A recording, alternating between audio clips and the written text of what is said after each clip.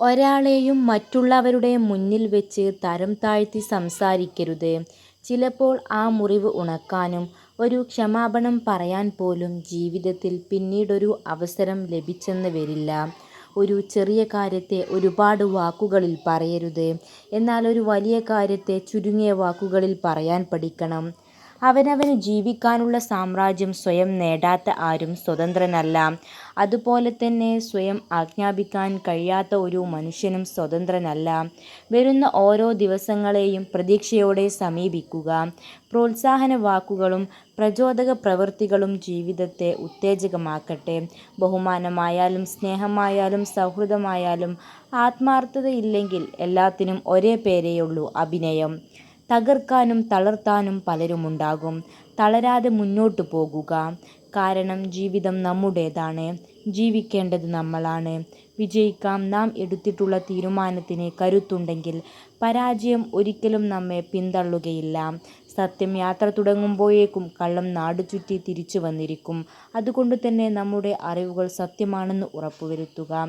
മറ്റുള്ളവർ നിങ്ങളെ ഏതു രീതിയിൽ പരിഗണിക്കണമെന്ന് നിങ്ങൾ ആഗ്രഹിക്കുന്നുവോ അതുപോലെ നിങ്ങൾ മറ്റുള്ളവരോടും പെരുമാറുക.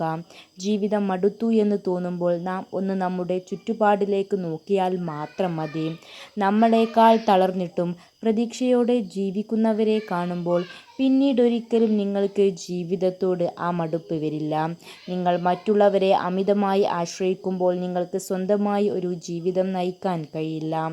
വെല്ലുവിളികളാണ് ജീവിതത്തെ രസകരമാക്കുന്നത്. അവയെ തരണം ചെയ്യുന്നതാണ് ജീവിതത്തെ അർത്ഥപൂർണ്ണമാക്കുന്നത്.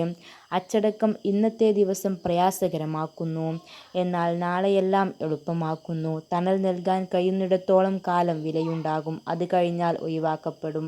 അതിപ്പോൾ മരമായാലും. കാര്യങ്ങളിൽ മുൻകൈ എടുത്ത് പ്രവർത്തിക്കുന്ന പുരുഷന്മാരെ സ്ത്രീകൾ ആകർഷിക്കപ്പെടുന്നു എന്ന് പഠനങ്ങൾ പറയുന്നു. നിങ്ങളിൽ കുറച്ച് കാര്യങ്ങൾ പൂർത്തീകരിക്കുന്നവർ കുറച്ച് ത്യാഗങ്ങൾ സഹിക്കണം. കൂടുതലായി നേടുന്നവർ കൂടുതലായി ത്യജിക്കേണ്ടി വരും. ഉയരങ്ങൾ കൈവരിക്കുന്നവർ വളരെയധികം ത്യജിക്കണം. വീണുപോകും എന്ന് തോന്നുമ്പോൾ കൈപിടിച്ചുയർത്തുന്ന ഒരാളെങ്കിലും നമ്മുടെ കൂടെയുണ്ടെങ്കിൽ അതൊരു ഭാഗ്യമാണ്. മനുഷ്യൻ രണ്ടു കാര്യങ്ങളിൽ നിസ്സഹായനാകുന്നു: ദുഃഖം വിൽക്കാൻ സാധിക്കുന്നില്ല, മറ്റൊന്ന് സന്തോഷം വാങ്ങാൻ സാധിക്കുന്നില്ല. Thanks for watching. Don't forget to subscribe.